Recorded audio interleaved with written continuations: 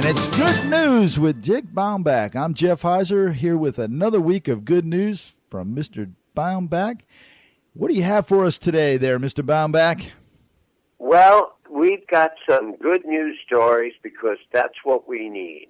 And, you know, it's just great that every week we're able to do this and let the world know that there are good news things happening around the world. There really are. You have four amazing stories, and let's jump right into the first one. It's about a new drug that inspires hope for Alzheimer's cure. And I really want to know this because my grandmother passed away because of complications from Alzheimer's, and I'm always very, very curious about what's going on in that area. Well, and it's interesting you say that, Jeff, because my dad passed away from Alzheimer's. And so when I saw this story, it was like, wow. It's a new drug that they're testing, and I'm going to have a tough time pronouncing, but if it's aducanumab, it's in the early stages of development. But so far in their study, they have found that the amyloid plaques that are a part of that Alzheimer's thing are stopped and are cleared up. And the doctors now, and this is happening in England, are saying if this testing continues the way it has been, it looks like it could really, really change how Alzheimer's affects people. Wow, it's amazing.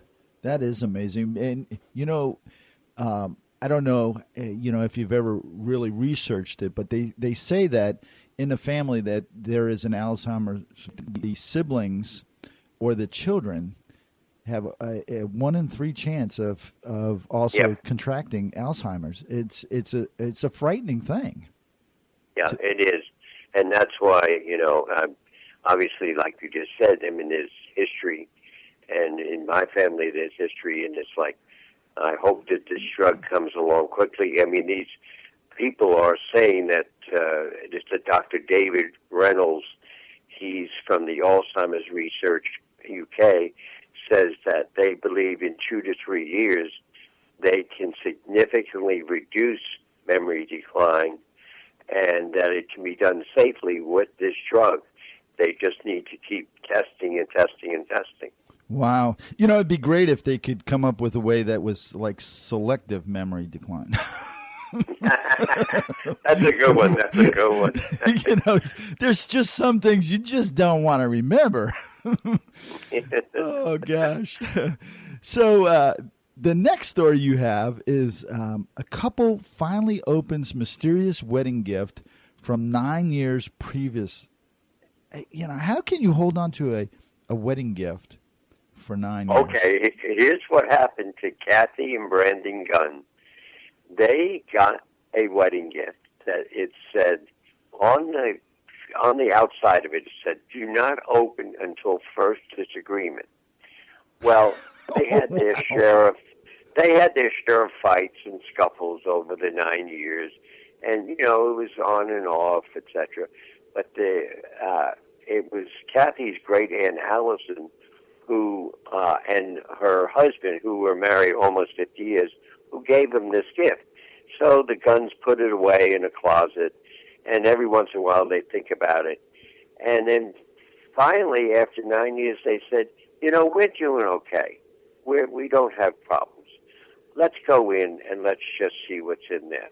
So they decided to open up the gift, and they figured there'd be really nothing inside. Well, what was inside were 2 candles, 2 wrapped wine glasses, and 2 separate notes with 2 $10 bills. One of the notes told Kathy to go pick up some pizza, and the other was a message to Brandon telling him to go get flowers and a bottle of wine. That's amazing. I've got to remember that. That's, I was just recently at a party where the person was married. How many years was it, Dick? I think it's 50. That would have been a perfect gift. But and what the Gun said, the gift made them realize that, there have been problems over the years, but they have been able to work through it. And in fact, Kathy wrote an essay and put it on Facebook, and it's gotten hundreds of comments. Wow. Saying, so it's great. A lot of people ask my wife and I how, mostly my wife, how we've stayed married for so long. And, it's just don't ever go to bed angry. That's right. Just don't ever go to bed angry. And then it's the other two words, right? Yes, dear. Yes, dear. That's a conditional thing. You have to learn that. and normally they do a good job at training you in that area, so you don't have to worry about learning it per se. You just get trained. That's absolutely correct. Oh gosh, your next one, and I'm not sure how you say this word. Is it leaf or left? Left. L-Y, left self-driving cars. Yeah, left to have a fully autonomous fleet of self-driving cars by 2021. Which is 5 years from now. Holy smokes, did you have to remind us that? No, and the co-founder of the company, John, and he's the president, John Zimmer, he says that he has entered into a partnership with General Motors, and that these autonomous vehicles, within 5 years, there'll be a fleet of them across the country. And what will happen is initially the cars will be in cities and will go up to a maximum of 25 miles an hour. Oh, wow. And then they'll increase to 35. But he says that millennials are itching to get rid of the ball and chain of car ownership, and they want to have these autonomous cars so that they can, whenever they need transportation, they can just get in it, make it happen, go where they need to go, and they won't need to own anything, and it'll take them there safely without any problem. That's amazing. Have you done any research into these type of cars? It's amazing what's going on. Well, I have tried it by taking my hands off the wheel, and then the lovely wife has said, "Don't you dare." Well, we test drove a car that the salesman said, "Okay, go ahead, take your hands off the wheel and remove your foot from the brake and just let it go." And it stays in the lane, and when it comes up to something, it knows to stop. And so when we did this, I went out and I did a little bit of research, and what I found is that the technology is there. They know how to make a car go by itself and get from point A to point B. The challenge is all of the other vehicles on the road. How do you avoid or stay in sync with them? That's been the challenge. And once they figure that out, like obviously these people have, it's not far down the road where you just get in your car and say, Dairy Queen, please. And the other thing you just said too, what this Mr. Zimmer says is that he says, look at the space around you and how much of the land is devoted to cars. And he said, with this shared autonomous vehicles, that's going to change because you won't need that many cars. Yeah, I can see it happening with the younger people, but I think it would be a challenge for yourself, like people your generation, my generation, of giving up that what we consider to be our freedom. Freedom machine. We just jump in the car and go wherever we want, But I think with the younger people, because they adopt to the technology so quickly, it seems, this is going to be, my grandkids. I can see, my little guys getting in the car and say, yeah, take me to such and such, and not even have to worry about it.